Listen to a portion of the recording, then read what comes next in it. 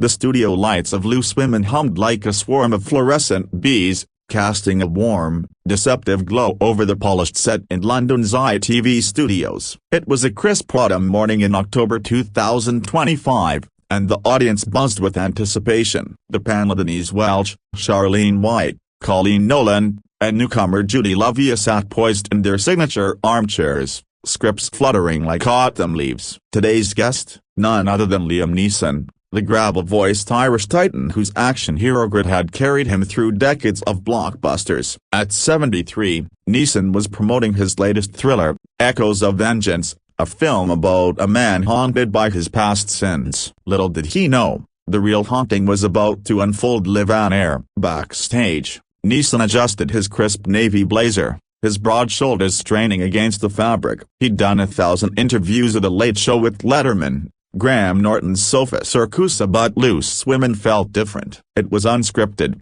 feisty, the kind of show where celebrities were prodded like reluctant cattle. His publicist, a wiry woman named Tessa, squeezed his arm. "Keep it light, Liam." Their fans smile through the grit. He nodded, his blue eyes steely. "No bother." In and out, the theme music swelled to "I'm Every Woman" by Whitney Houston, and the crowd erupted. Neeson strode out, waving with that trademark charm, his 6'4" frame towering over the panel as he settled into the guest seat. Applause thundered. Denise Welch, 67, with her sharp bob and sharper wit, leaned forward first. "Liam Neeson, welcome to Loose Women. We've all swooned over you since Schindler's List. But tell us, after all these years of saving the world on screen, what's left to conquer?" Neeson chuckled, deep and rumbling.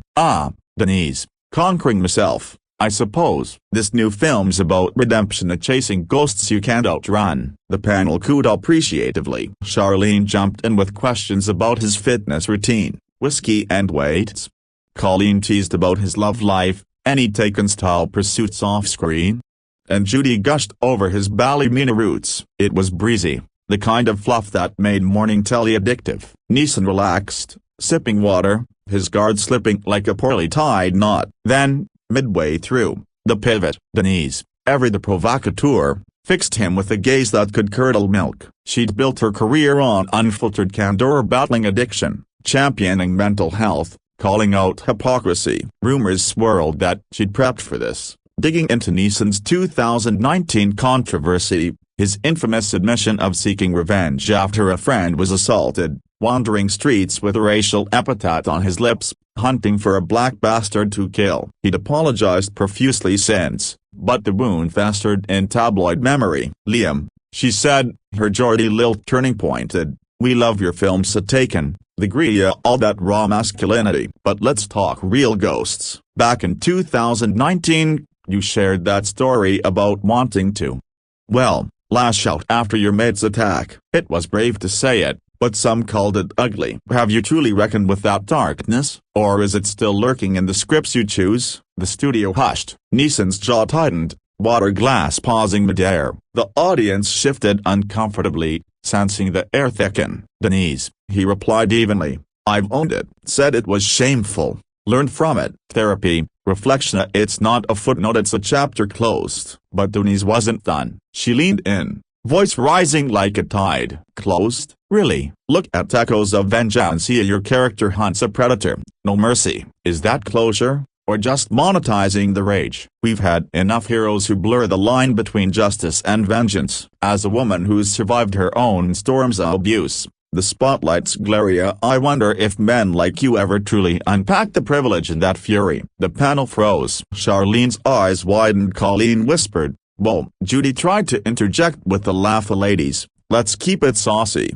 But Neeson's face darkened, veins pulsing at his temples. He set the glass down with a clink that echoed like a gavel. "Privilege, Denise. I've buried a son, lost my wife to cancer. That trade you romanticize, it's grief sharpened to a blade. You sit there, judging from armchairs, but I've lived it." Scripts, they're stories, not confessions. "If you want to dissect me like some lab rat, save it for the after show." Gasps rippled through the crowd. Denise's cheeks flushed, but she fired back, undeterred. "Grief doesn't excuse hate. Liam, you said the words a black bastard.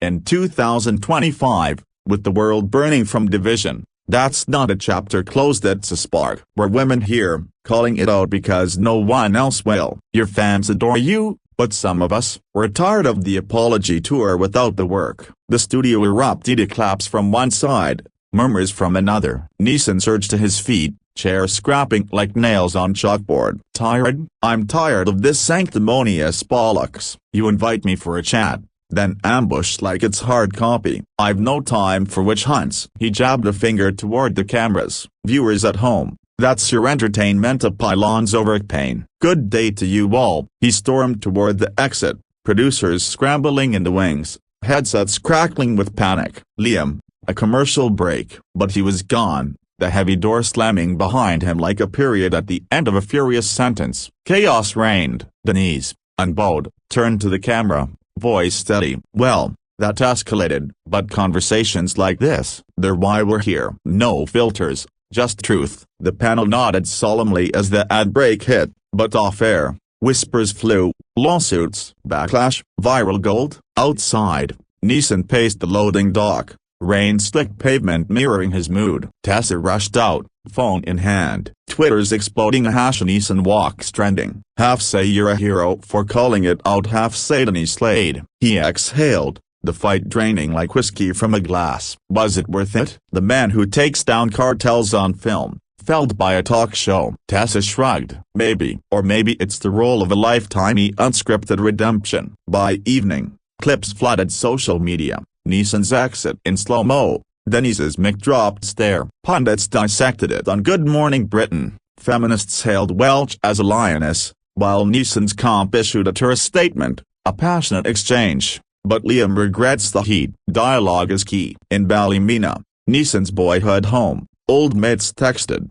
"You showed them, lad." In Manchester, Denise nursed a gin at her local, mates toasting her nerve. He needed hearing, she said. We all do. And echoes of vengeance. Box office surged 20% overnight, fans flocking to see the real Liam unmasked. Irony, that silver-screen serpent, coiled tight. In the end, no one was kicked off, and not truly. Neeson wasn't ejected, he ejected himself, a voluntary exile from the fray. But the confrontation lingered, a scar on Live TV's cheek, reminding all, under the lights, ghosts don't stay buried. They rise, they clash, and sometimes, they rewrite the ending. Weeks later, at a quiet Dublin pub, Neeson nursed a pint. The Guardian opened to a review. Neeson's fire off-screen burns brighter than any sequel. He smiled faintly. Denise, across the Irish Sea, got a fan letter. You made me speak my truth. She framed it beside her Emmy.